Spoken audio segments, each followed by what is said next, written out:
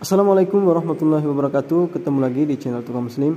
Video kali ini adalah proses pembuatan meja dapur atau tempat cuci piring. Di video sebelumnya sebenarnya saya juga sudah pernah membuat meja dapur seperti ini. Cuma bedanya kali ini menggunakan tambahan keramik di bagian pinggirannya. Tanpa berlama-lama kita langsung saja pada proses pembuatannya. Jadi di sini untuk bahannya saya menggunakan holo 2x2 untuk bagian atasnya. Dengan ukuran panjangnya ini 160 cm kurang lebih, menyesuaikan dengan panjang dari bak cuci piring itu sendiri. Sebenarnya untuk ukuran bak cuci piringnya itu 120 cm. Cuman karena ada tambahan keramik di bagian pinggirannya itu 20 cm, sebelah kiri, di sebelah kanan juga 20 cm, akhirnya semua totalnya itu 160 cm. Adapun untuk lebarnya ini kurang lebih 70 cm, juga menyesuaikan dengan lebar daripada bak cuci piring itu sendiri. Dimana bak cuci piringnya itu 50 cm dan tambahan keramik di bagian belakang itu 20 cm. Buat teman-teman yang mau tambah ukuran, misalnya panjangnya mau ditambah atau lebarnya mau ditambah, itu bisa teman-teman, tinggal kita cari keramik yang mungkin lebarnya lebih daripada 20 cm. Untuk bahan-bahannya ini saya menggunakan besi biasa, sebenarnya harusnya kita menggunakan besi galvanis untuk di sini, tapi karena 2x2 di sini nggak ada yang galvanis, makanya saya menggunakan besi biasa saja. Dan di sini kita sudah sampai pada proses pemesanan kaki. Jadi kakinya itu ada 4 ya teman-teman.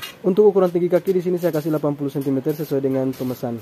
Adapun yang sudah pernah saya bikin sebelumnya itu rata-rata ukurannya 70 cm. Jadi ini relatif ya teman-teman, sesuai dengan kebutuhan masing-masing. Untuk keseluruhan rangka bagian luar ini sudah selesai. Tinggal kita tambahkan lagi bagian penahan daripada bak cuci piring. Adapun untuk penahannya juga di sini masih sama, saya menggunakan besi holo 2x2. Untuk total bahan yang saya gunakan di sini besi holo 2x2 itu kurang lebih 3 batang. Di sini karena ada 2 bak cuci piringnya, jadi kita tambahkan 1 batang besi biar lebih kuat lagi. Adapun buat teman-teman jika tidak mau tambah besi ini itu bisa juga, namun ini hanya sekedar untuk mengantisipasi. Karena biasanya kalau piring sudah menumpuk itu akan lebih berat beban yang akan dia terima. Untuk proses pemasangannya sengaja kita balik seperti ini biar lebih gampang dan lebih estetik. Kemudian setelah itu kita tinggal balik lagi untuk kemudian kita las full semuanya biar lebih kuat dan kokoh. Jadi saran saya buat teman-teman semua ini usahakan di las full semuanya karena ini pemakaiannya dalam jangka waktu yang cukup lama. Untuk di bagian tengahnya ini saya tambahkan 1 tiang lagi supaya lebih kuat dan lebih kuat. Sebenarnya ini biar tidak ditambahkan 1 tiang ya teman-teman, tapi karena ini saya menggunakan tambahan keramik untuk bagian atasnya, makanya saya tambah 1 tiang lagi. Jadi buat teman-teman semua yang mau membuat ini tanpa ada tambahan keramik bagian atasnya, tanpa harus menggunakan tiang ini, itu sudah cukup. Lanjut ke bagian yang paling penting, ini kita tambahkan penahan bagian bawahnya agar tidak mudah goyang meja yang kita buat. Jadi untuk penahan yang satu ini itu sangat penting sekali ya teman-teman. Usahakan pakai ini jika menggunakan holo 2x2 yang panjangnya kurang lebih 160 cm. Namun sekali lagi ini itu khusus yang ada tambahan keramiknya teman-teman. Jadi kalau tidak ada tambahan keramik itu tanpa menggunakan ini itu sudah cukup. Adapun untuk jaraknya di sini saya kasih 30 cm. Untuk fungsi lain dari besi yang melintang di bagian bawah ini, untuk menjemur kain lap atau bahan-bahan dapur yang bisa digantung di sini. Setelah semua penahan bagian bawah kita sudah pasang, kita lanjut pasang bagian atas untuk penahan keramik. Untuk panjangnya ini kita sesuaikan dengan ukuran keramiknya teman-teman. Jadi di sini saya menggunakan keramik ukuran 40 x 40. Untuk penahan bagian atas ini saya kasih holo 2x4 biar lebih luas permukaannya saat keramiknya nanti akan kita lem. Buat teman-teman yang mau pakai penahan lain seperti besi strip 4 cm atau kalsiboard itu juga bisa. Untuk ukuran besi holo 2x4 di sini saya pakai kurang lebih 80 cm. Karena hanya ada 4 potong, setiap potongan 20 cm, jadi totalnya 80 cm. Jadi sebenarnya ini tuh relatif juga. Jadi kalau misalnya kita mau pakai keramik yang lebih panjang dari ini itu, maka besi yang kita pakai juga lebih banyak. Setelah semua bagian rangka sudah kita pasang, sudah didumpul dan sudah diamplas juga, kita lanjut untuk membersihkan karatnya, dan ini juga bagian paling penting ya teman-teman. Untuk lebih cepat membersihkan karatnya sebenarnya kita bisa menggunakan sikat kawat yang bisa dipasang di gurinda. Cuman karena di sini bukan ruangan terbuka, kalau kita menggunakan sikat pada gurinda itu akan membuat karatnya tertampung di sini dan itu akan membuat saya susah bernafas. Tidak mengapa sekali-sekali kita menggunakan amplas manual, lebih hemat biaya tapi boros tenaga. Selesai proses pengamplasan dan semua sudah dilap juga, saatnya kita menuju pada proses pengecetan. Untuk proses pengecetan ini sebenarnya kita bisa menggunakan mesin semprot biar lebih cepat dan lebih halus hasilnya. Namun sekali lagi saya sampaikan bahwa di sini itu bukan ruangan terbuka. Jika menggunakan semprot akan banyak cat yang tertampung di sini menyebabkan saya susah bernapas. Khusus warna hitam ini sebenarnya kita lebih gampang menggunakan kuas. Beda dengan warna lain seperti warna putih, warna merah dan warna kuning. Untuk catnya di sini saya menggunakan cat yang seperti biasa saya gunakan, cat Avian dengan tambahan thinner secukupnya. Untuk hasil yang lebih maksimal sebenarnya kita bisa double atau dilapis 2 kali. Dan alhamdulillah ini sudah selesai untuk proses pengecatannya. Selanjutnya kita akan pasang wastafelnya dan keramik. Jadi di sini itu ukurannya cukup panjang dan lebar ya teman-teman, karena di sini itu menggunakan keramik untuk di bagian pinggirannya,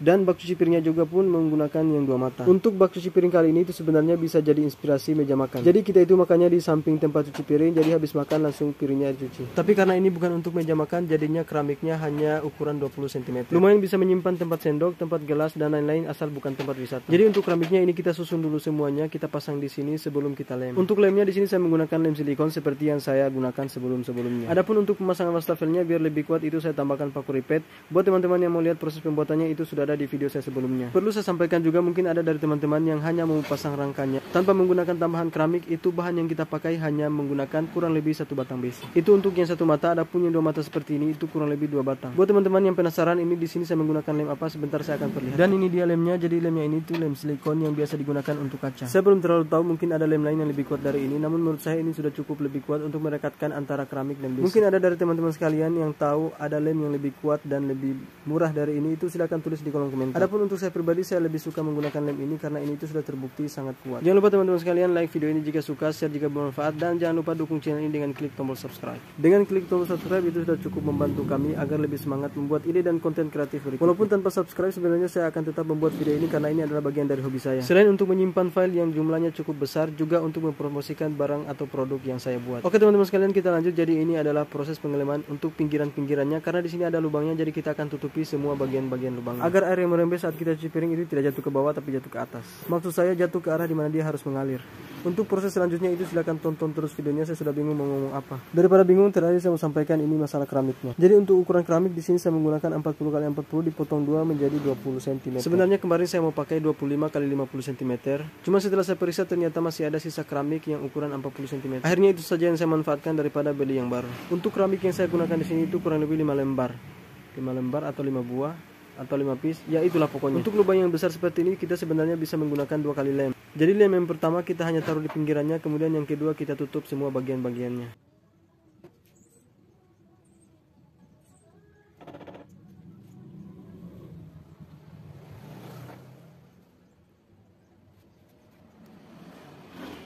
Kita lanjut di bagian sambungan, ini kita lem juga semuanya biar lebih halus hasilnya dan lebih estetik. Dan setiap sambungan kita kasih nut, nutnya itu adalah lemnya itu sendiri.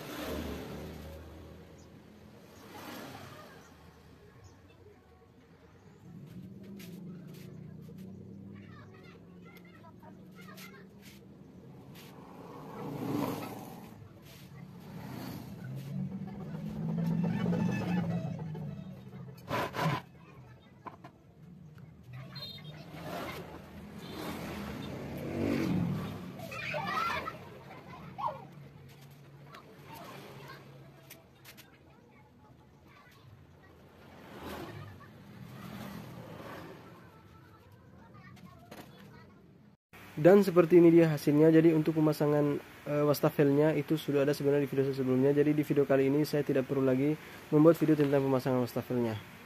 Jadi saya ulangi lagi, untuk ukuran panjangnya ini kurang lebih 160 cm, lebarnya 70 cm kurang lebih, dan tingginya 80 cm kurang lebih. Dengan total bahan yang digunakan itu besi holo 2x2 sekitar 3 batang, besi holo 2x4 kurang lebih 80 cm, dan keramik kurang lebih setengah dos. Bisa kita lihat ini lemnya sudah merekat dan akan menutupi semua bagian-bagian yang bisa membuat airnya keluar dari sini. Sekian untuk video kali ini, semoga bermanfaat. Jika ada hal yang kurang silahkan tanyakan di kolom komentar. Sampai jumpa lagi di video berikutnya. Selamat mencoba, selamat beraktivitas, dan jangan lupa ibadah. Assalamualaikum warahmatullahi wabarakatuh.